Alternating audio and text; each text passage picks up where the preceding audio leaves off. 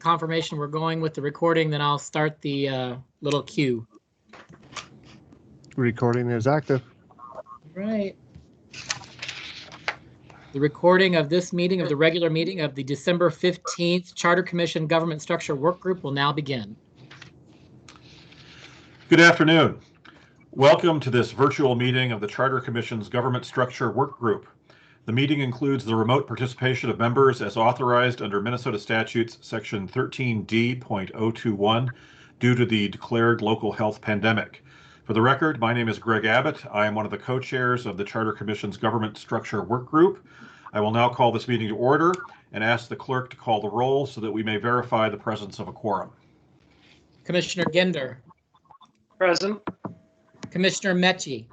Present. Commissioner Smith. Here. Chair Clegg. Here. Co-chair Garcia. Present. Co-chair Abbott. Present. 6 members present. Let the record reflect that we have a quorum. We'll now proceed to our agenda, a copy of which was posted for public access to the city's Legislative Information Management System, which is available at lims.minneapolismn.gov. The first item for us is to adopt an agenda. That is the issue right now. May I please have a motion to adopt the agenda, which was posted to the city's website? So moved. Second. It's been moved and seconded. Is there any discussion on the agenda? Hearing none, I'll ask the clerk to call the roll on the motion to adopt the agenda. Commissioner Ginder. Aye. Commissioner Mecchi. Aye. Commissioner Smith. Aye. Commissioner Clegg.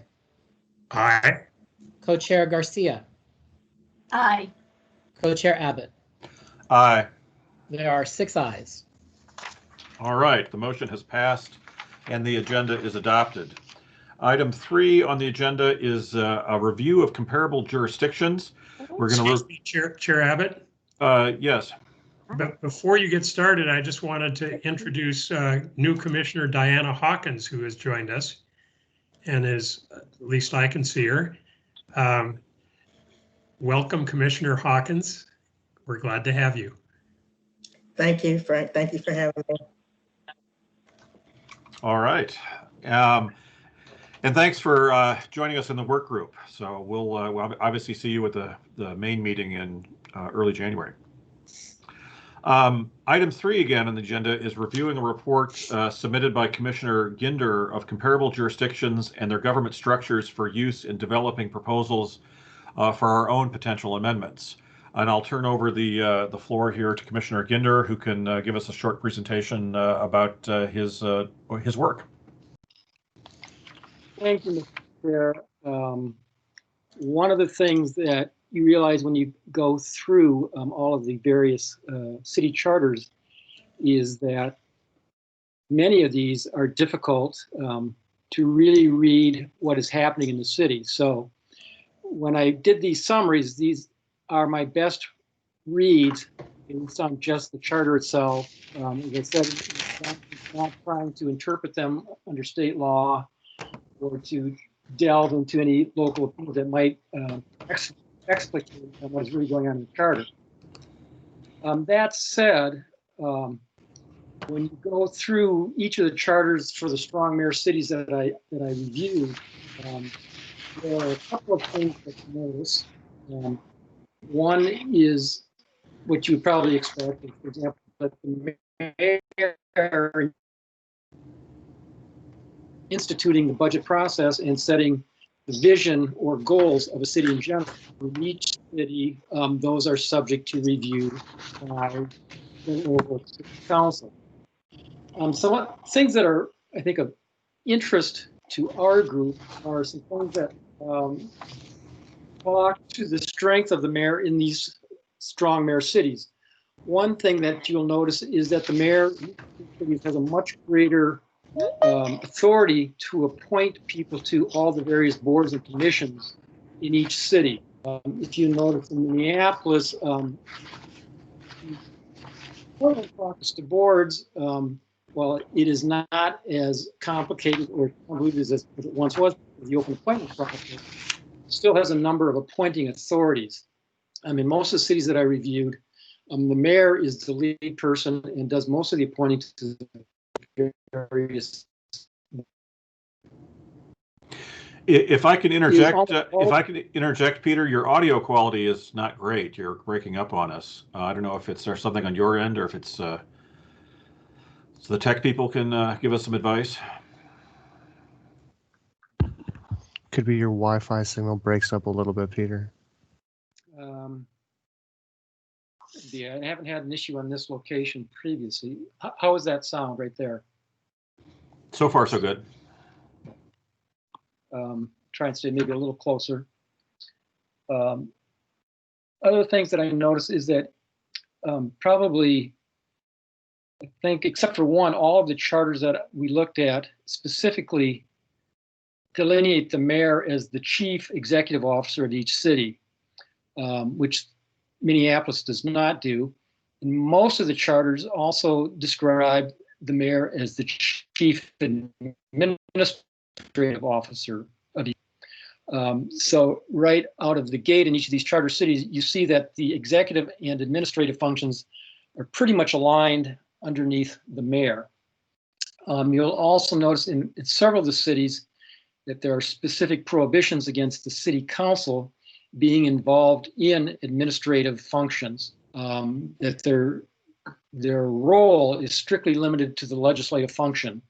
And so I think in 2 or 3 of the cities that I looked at, the charter specifically says that they cannot access members of the administrative branch of government unless they go through either the mayor or in many of the cities, a city administrator, city manager type person underneath the mayor.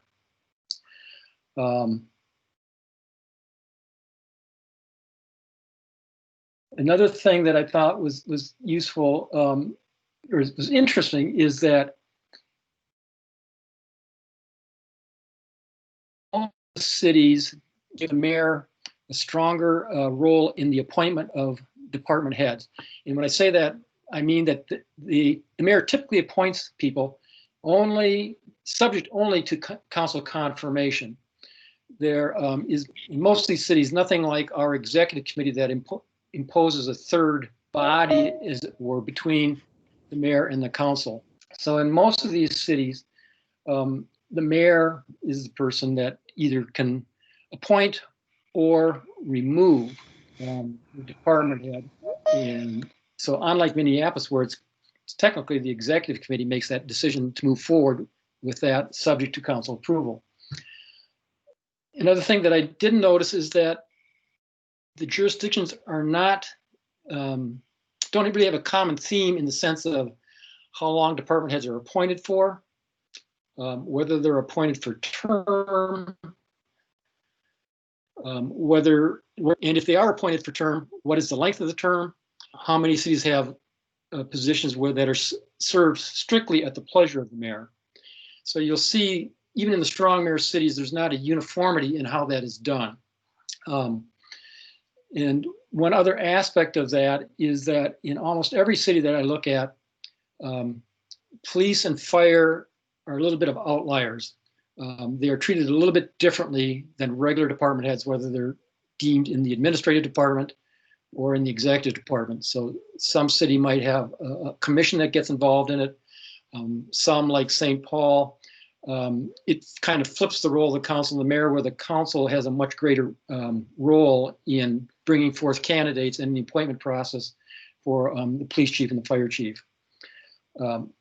So on a high level, those are some of the things that I saw when I reviewed whatever it was, a 6 or 7 strong mayor system.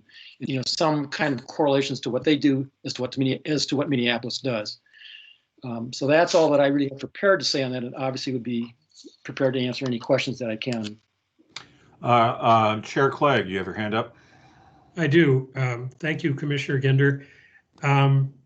Minneapolis, as you know, for most offices other than the chief of police, has a 2-year term.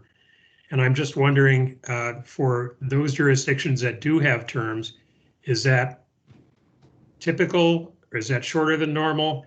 And also in conjunction with that, do terms usually run concurrently with the term of the mayor? Chair Clegg, I'll try to answer that probably in reverse seniority. I wasn't able to tell if they ran concurrently with the term of the mayor, or at least that wasn't a focus that I had when I looked at this. Terms that were at the pleasure of the mayor. And so that, in that sense, I suppose it would run along with the mayor, although not necessarily. A lot of the cities had differing terms for differing positions. So in one city, an HR term might be, say, for example, 5 years, the finance director might be 4 years, and the police chief might be something different. So internally within each city, there was not uniformity, nor was there a uniformity as you try to compare the various cities. Thank you. If I could ask Commissioner Ginder, you talked a bit in your memo about these non-interference clauses that try to keep the council from getting involved in administrative or executive functions. It struck me from what you wrote that those seem to be more common than not. And could you speak to that a little bit, or how effective are those? Could you tell? Well, I can't tell exactly how effective they are and how they actually operate in practice. As far as how common they are, I suppose in half of the cities that I looked at for the strong mayor system had some kind of language in the charter about a non-interference clause. And I know, for example, when I read the summary of the interviews with department heads, one of the individuals there pointed out that the city of Duluth similarly has a non-interference clause in their charter, another strong mayor city. But you will notice if you go into city manager type situations, a lot of those cities had non-interference clauses in the strong, in a city manager type. So it's not necessarily in every city, but it seems to be relatively common. And there's nothing, as I understand it, comparable to what we have in Minneapolis with an executive committee. I mean, we've been told, and from what all of us have looked at, I mean, my impression is that Minneapolis' system is pretty unique. But is there anything that you've researched that would disabuse us of that notion, or are we still kind of in our own structure and system? As far as I can tell, Commissioner, we're still unique in that regard. Closest thing that you will see to that is in some of the cities where they have commissions that are involved in the selection of either a mayor, police chief or a fire chief. So a city like, I believe it's Milwaukee or Detroit or Oakland, you have commissions that get involved in that selection, which complicates it a little bit. But there's nothing like what we have in Minneapolis that is citywide department heads. Okay. Commissioner Schwarzkopf, you had your hand up and then took it down. Do you have any questions?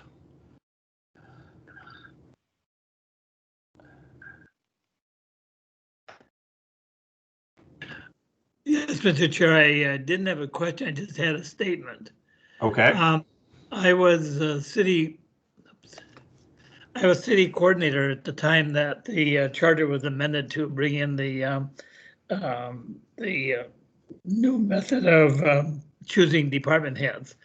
And it was interesting to note that prior to that time, the only department head the mayor could really choose was human rights and the chief of police. Now, when we had that amendment, it made that the mayor got involved in choosing all the other department heads. And slowly but surely that committee then turned into kind of a labor committee.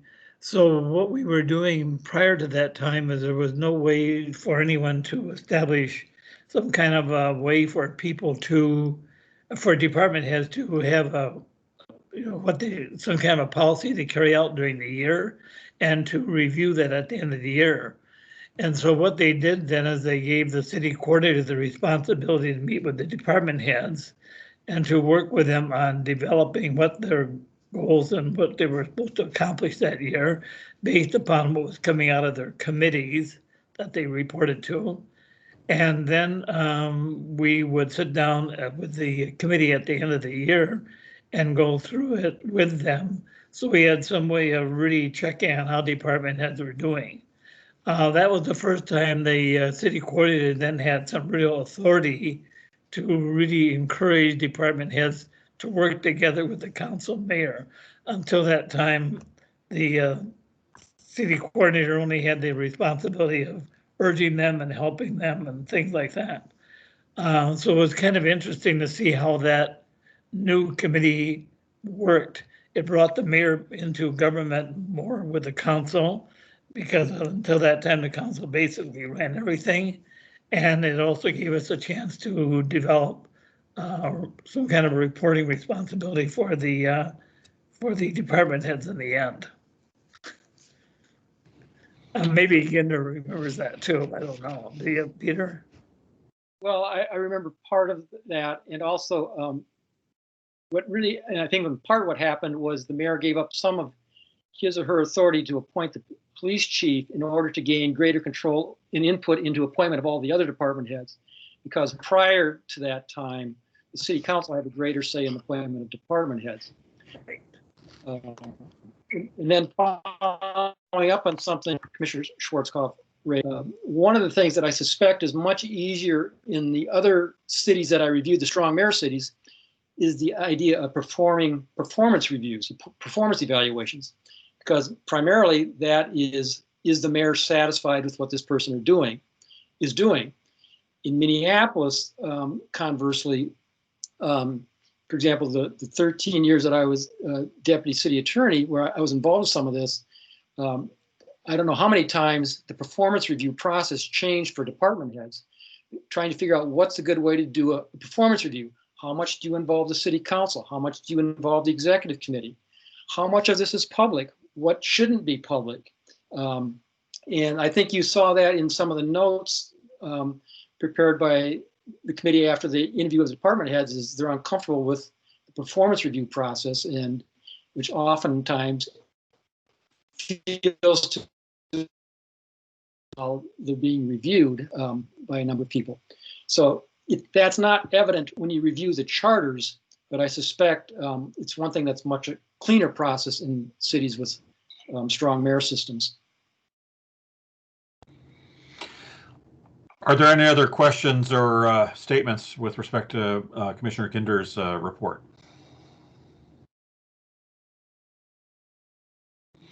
Okay, hearing none, we'll proceed on, and thank you, Peter, for putting that together. That was very informative, and I'm sure that's going to get incorporated into our work down the line. The next item on the agenda is review of feedback from department heads. Excuse me. Is that my co-chair, Commissioner Garcia? Yes, thank you. Sorry, I was trying to desperately get my little hand button pushed.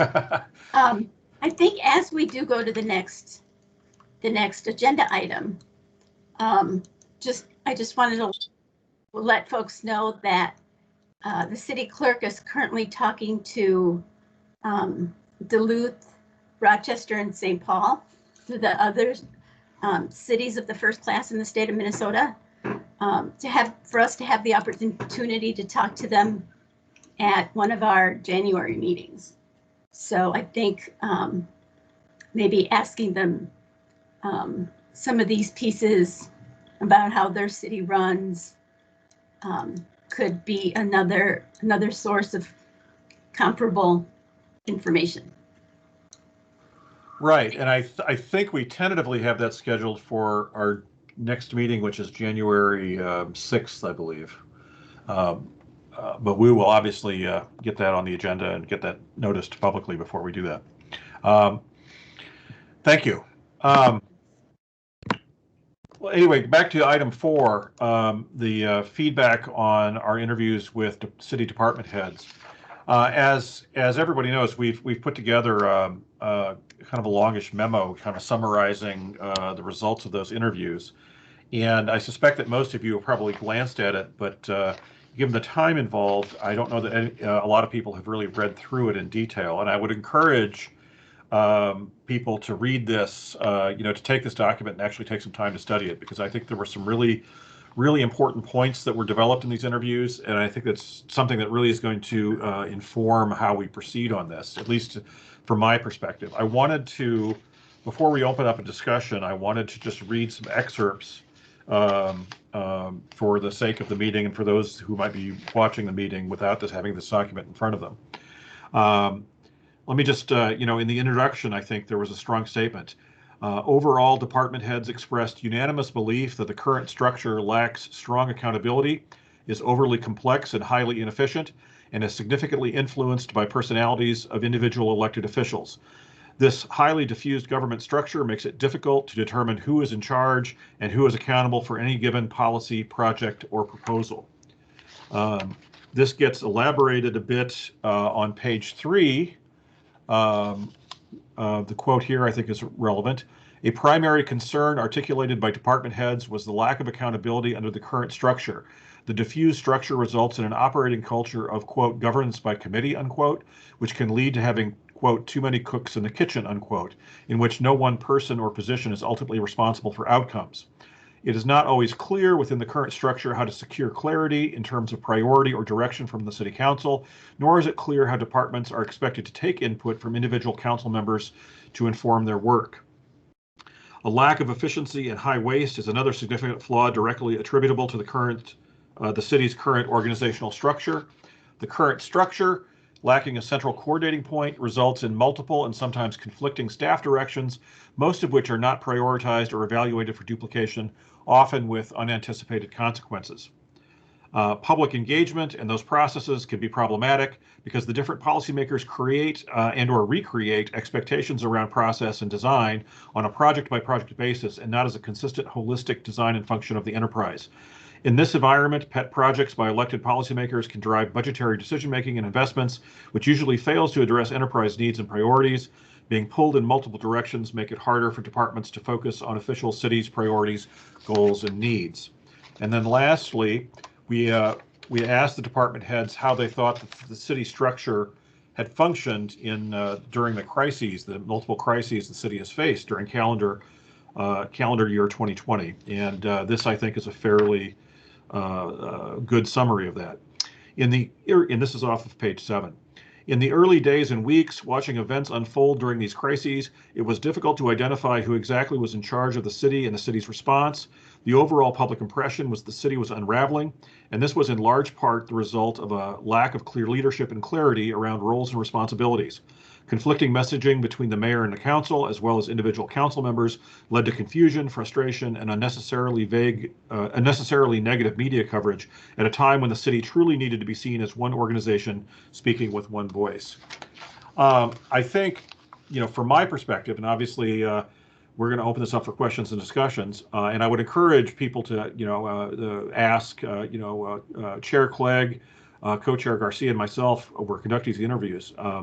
I thought that, we've had in Minneapolis for many years this theoretical discussion about how the structure is flawed or inefficient. We've had talk about the 14 bosses problem, but the actual interviews with the department heads really clarified for me how kind of urgent it is to kind of sort these issues out. And it really added, I think, some motivation, at least from my end, to produce, I think, an option for the voters to consider next year. At any rate, let me ask Co-Chair Garcia, do you have anything to add? What was your response to the interviews? Thank you, Co-Chair Abbott. I think one thing that is interesting is at the same time, there was some clear indication about perhaps what didn't work well. I found that the observations about what does work really well to be interesting. For example,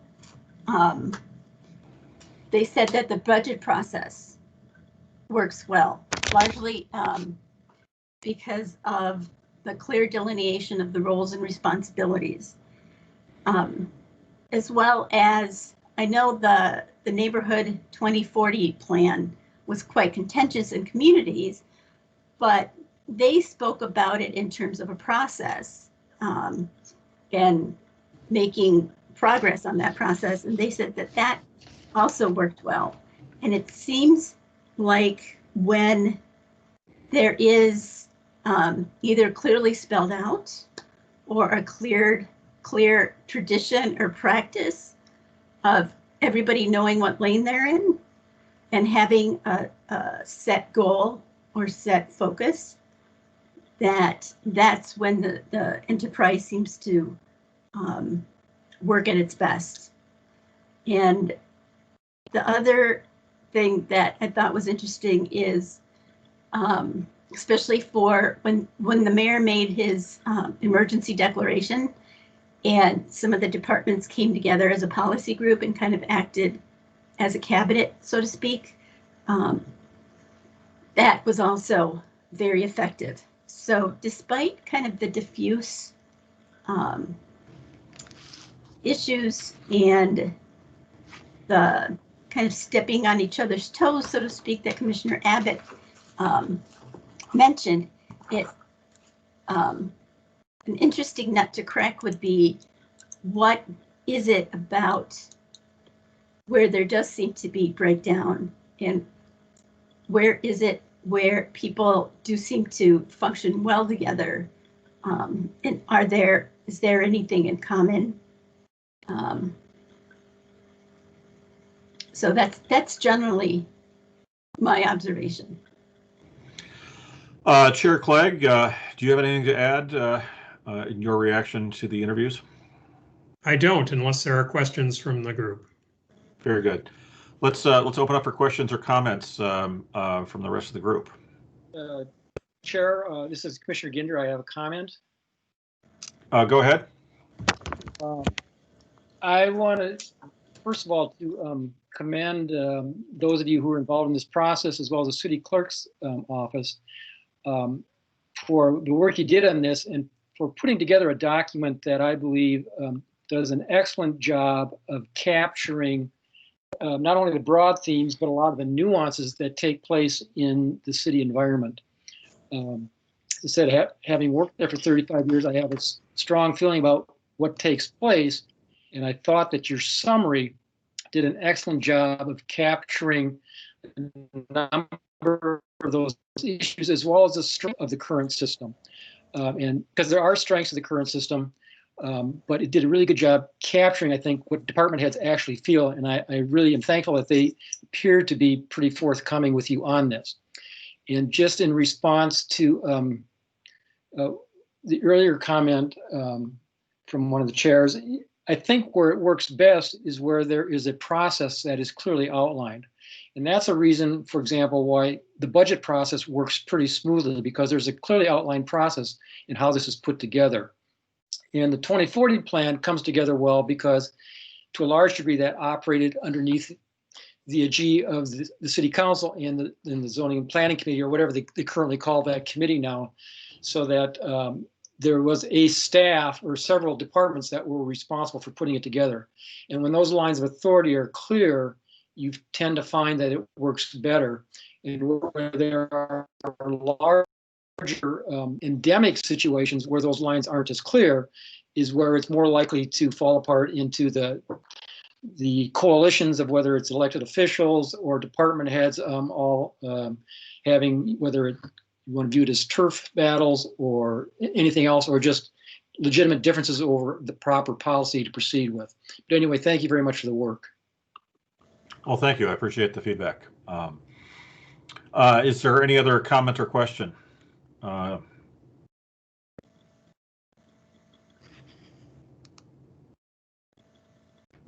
Hearing none, the only one thing I would add to this discussion is, one of the discussions was the enterprise or the system seems to work well when the personalities are aligned, or when there is some, sense, at least in a rough sense, of agreement on the direction to go.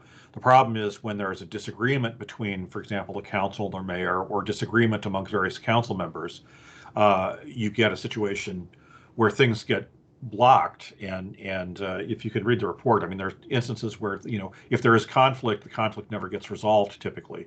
And we have a situation where the system doesn't work unless the personalities align. And I think that's something that we need to think about in terms of how we put together proposals, to create lines of authority where we can resolve these conflicts one way or the other. And that's all we've got, I think, at the moment for the summary of the feedback from the department heads. Commissioner Perry has your hand up. Yes, I know I'm not on the work group. Is it okay if I have a moment to make a comment? Of course. So one of the things that I was struck by, I thought the memo was very good. It shows clearly a lot of work was put into it, so thank you. The 2040 plan is an interesting one to me because when we say that it works better or government works better, I am struck by the fact that for all the people who participated in from residents and constituents, I would say that I don't know if they thought that the government was working better. I think they would say that there was a large contingent of people, and from the comments that were submitted, I would say the vast majority of comments were not supportive of the 2040 plan, and yet the government moved ahead. So I think we need to be careful about when we say better, what better really means, whose perspective it is that we're talking about better. So I would just caution us to be intentional about our language there. So that's just a thought that I came away from when I read the report. Thanks. Thank you. Commissioner Co-Chair Garcia, you had your hand up. Yes, thank you. Yes, I specifically wanted to talk about what Commissioner Perry just said.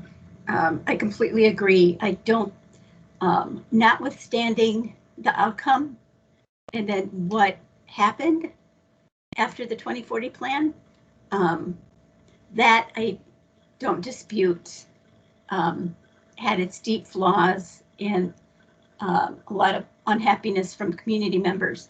But I think what the department heads are speaking to is that the council had a clear role and they had a clear role. Regardless of the, if the outcome, the opinion and the perspective of the outcome, it was just that role delineation. And I mean, and if I may, just generally looking at some themes, and speaking of unresolved conflict, Co-Chair Abbott, it seems like needing a mediator role or a role, some kind of maybe administrative role, perhaps the city coordinator, kind of coming together to help kind of broker or negotiate some discussion. Seemed to be, there seemed to be a vacuum for that specific role. I mean, the city coordinator would jump in as appropriate, but that's not necessarily a role for that position. And I think what is also very interesting is that this council and the mayor came in with a values-based mindset and race equity and community engagement. And there was a lot of good feedback from department heads about raising those issues, but there seemed to be a lack of follow-through on integrating those values and those issues into policy. And I completely agree with Commissioner Ginder's assessment on his memo about Minneapolis kind of being called strong mayor, strong council, because there's already discussion about, the Charter Commission wanting to move to a strong mayor and weakening the city council. And I think that you can frame this in any number of ways, but I think ensuring that the roles and responsibilities are clear. Any form of government where one branch or one area has an imbalance of power does not function well and is not of service for the people in that jurisdiction. And I think taking a look at, okay, we know the council is really good at constituent services. They're elected citywide. They're really good at responding to their constituents and bringing those issues forward. We know that the mayor can be really good at setting overall city priorities, as we hear in the City of the City address and this budget address. But kind of getting those priorities to fruition and having the city council kind of identify what they see from their ward level, bring that up to the level of meeting with the mayor's priorities and implementing some kind of policy or some kind of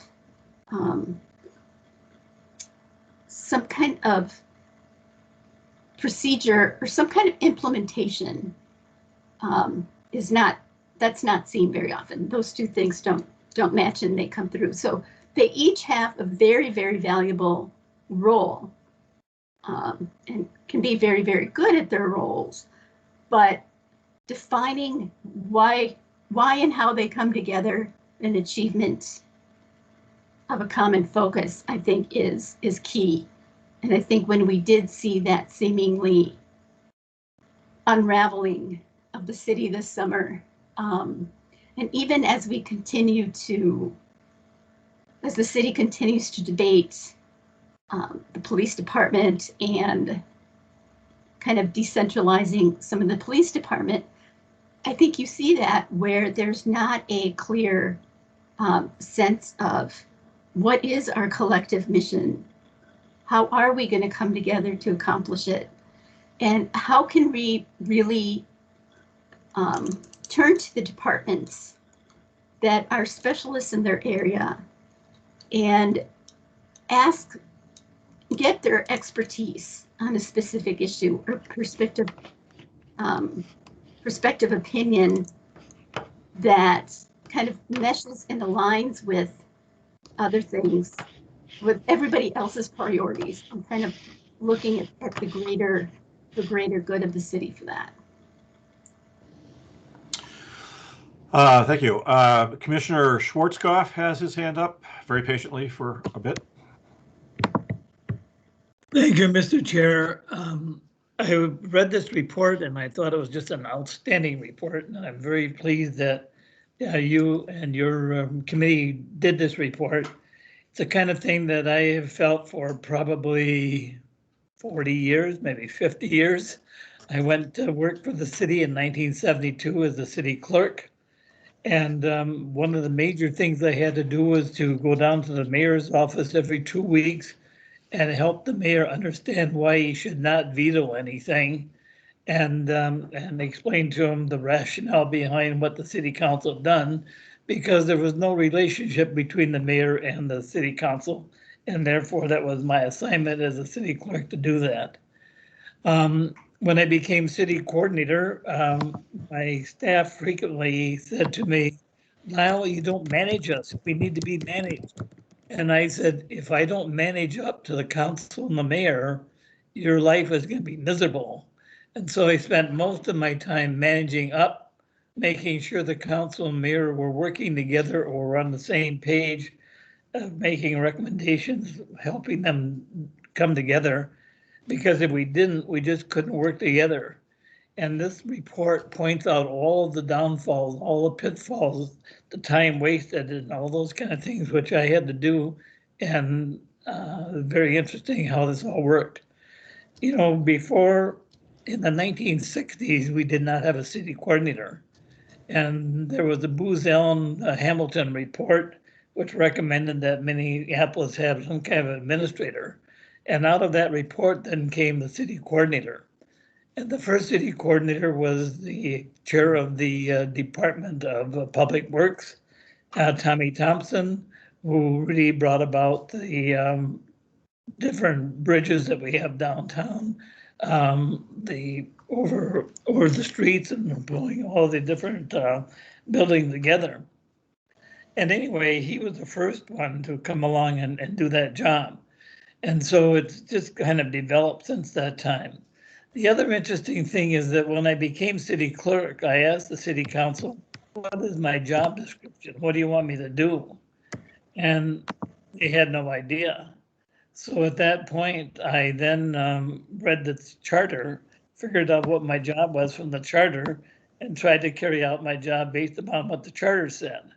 So this report does an excellent job of explaining all those kinds of problems that have been plaguing the city for years and years, and I'm pleased we have. Thank you very much. Thank you. Commissioner Metke has her hand up and has been patient. Thank you, Co-Chair Abbott. I just have kind of a comment, and maybe Lyle just answered it, so it might be irrelevant, but I'm wondering if when you are going to interview past electeds and staff, if you were going to hand them this document to read, it'd be interesting to me to hear their perspectives on it, and if it is something that happened through their time in council, if this is a moment in time, and if they had examples on how they worked through things. So I kept thinking of it, you know, I have been working in neighborhoods for 30 years. So I've lived through lots of police chiefs and lots of mayors and lots of city council members. And it's, I think the point in the document about rather than having defining roles and responsibilities, and a lot of it having to do with personalities or whatever the quote was that you said, you know, I've seen that a lot, and it really depends on leadership and how somebody lays out those roles, and to have it more clear probably would be very helpful. But I'd be interested in what former staff and electeds had said. Thank you. Yeah, we are in the process of interviewing some former electeds this week, as a matter of fact, and I think we'll be putting together a report of those interviews. Should be available for our next meeting in January. For the next work group meeting. So we'll definitely take that question under advisement and see what we can do in terms of getting you some responses there. That would be great. Thank you a lot. Co-Chair Garcia, I think you're muted if you're trying to say something. I am. Thank you. I was going to just add that one observation is that it's clear that the city structure is very relationship based and relationship oriented.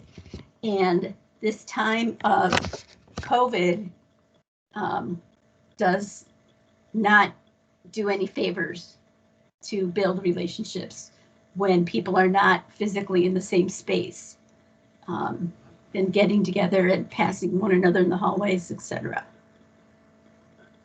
So it would be a good, I agree, Commissioner Metke, that it would be a good thing to bring up.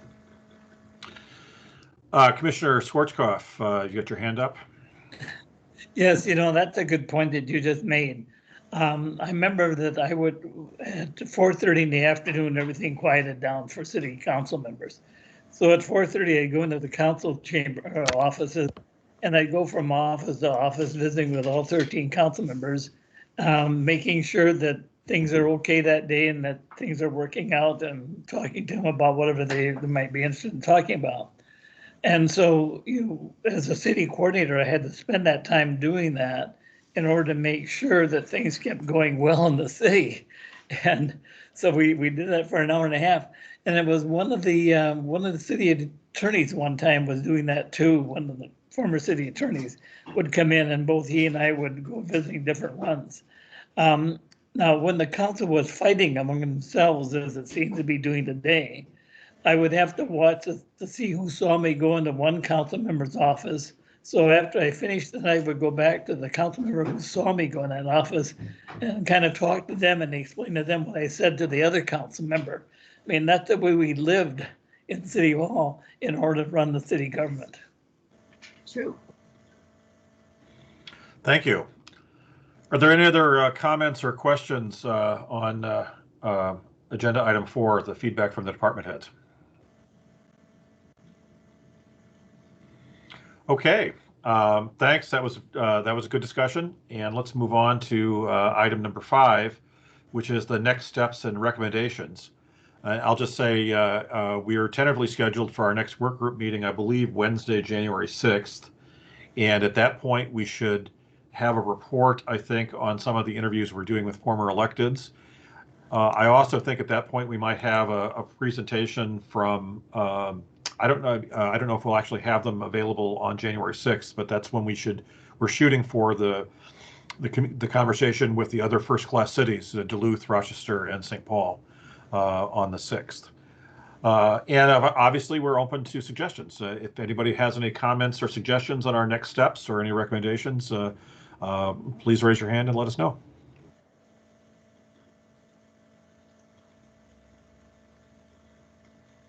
Commissioner Co-Chair Garcia. Yes, just a point of clarification. I believe our next meeting is tentatively scheduled for the 5th, Tuesday. Because the 6th, that Wednesday, is our full Charter Commission meeting. Yep. Thank you for that correction. So. Yes, having a 2021 calendar that need is eminent. If I can throw out a suggestion for next steps. It's interesting, as we had our first meeting with that presentation, but from Jay Kudrowski and him talking about the evolution of the charter and past successful and unsuccessful attempts at changing the charter, and kind of looking at what was going on in Minneapolis. What was the sentiment then? Why were efforts successful or not successful? And looking at some of those threads or themes that seem to be kind of prevalent even now, and that may have bopped their heads up and down in the different cities we've looked at, and then we'll speak to more cities next time. But it's interesting it would be interesting to see, throughout the history of the city of Minneapolis, how has the issue been defined? I mean, are charter changes more welcome when people agree and coalesce that there's an issue to be dealt with? Or are some charter changes seen as perhaps a power grab, or wanting to keep a branch from power? And then I think it would be interesting too for us to have a future conversation, well, in the near future, about issues that we all come together on. Are there things that we have consensus on, or things that we don't have consensus on? And that can be anywhere from what the issues or problems are to what works well. And again, how has that shown itself in the past? So some suggestions there. Thank you. Commissioner Schwarzkopf, you have your hand up. I was just going to say it might be worthwhile to talk to some of the people who worked in the mayor's office over the last many years, and get a feel for how they think things have played out and what's been going on there too. Yeah. But thanks. Thank you. Any other discussion? Chair Clegg, do you have anything to add? I do not. Thank you. Commissioner Perry, you've got your hand up. Yes, one of the things when we're talking to other municipalities, I think we ought to focus in on is how they are reacting to something I saw in the director head's memo, which is the role of advocacy groups, and whether just how they're dealing with that with respect to the general population. Because what I read in the memo was that directors were feeling pressure, undue pressure coming in from advocacy groups, and not necessarily getting the average citizen's input. And I'd like to know if these other municipalities are seeing the same thing or not seeing the same thing. So maybe I should ask, are we asking the same questions that we asked, sort of in line with what we asked department heads?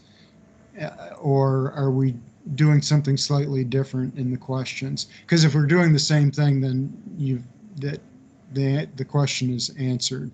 Or should be answered by the conversations with them. If it's not, then I would say I'd like to know what they're doing.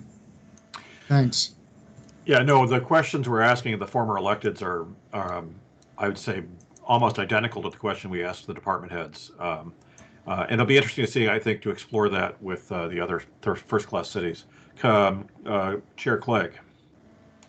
The questions we ask the officials of the other cities of the first class will be different because they don't have the intimate working knowledge of the effectiveness of the Minneapolis system. So those questions might not be relevant. We'll do more of an inquiry as to how their own systems work and what the differences are between their systems and the Minneapolis system. But I imagine we'll treat it the same way, and that we would develop questions beforehand and circulate it to the work group to get input and come up with a final set of questions, but with the same informality that we've had before, where once a question is answered, questions of the work group and the Charter Commission could ask additional questions or ask them to elaborate on certain topics. Commissioner Perry, your hand's up. Yeah, so I would just follow up. My suggestion would be to for the interviewers to consider asking that question about advocacy groups and how they handle that versus maybe how the city of Minneapolis is handling it. Okay. Since it came up in the memo, right. And I thought it was a salient point that was brought up. Okay. We will look at that when we put together the questions. Do we have any other questions or comments on agenda item 5, our next steps and recommendations? Okay, I think that completes our agenda then. I think unless there's any comments or questions, I think we should go ahead and adjourn. Any objection? Oh, Commissioner, are you waving goodbye, Commissioner Mecke, or I can't hear you? Was just saying goodbye to everybody and wanted to thank you for your work. Oh, thank you very much. So we appreciate that very much. All right. Well, we are, without objection, we are adjourned, and we will see you next work group meeting. I stand corrected, is January 5th, as far as we can tell. So thank you, everyone, and have a good evening.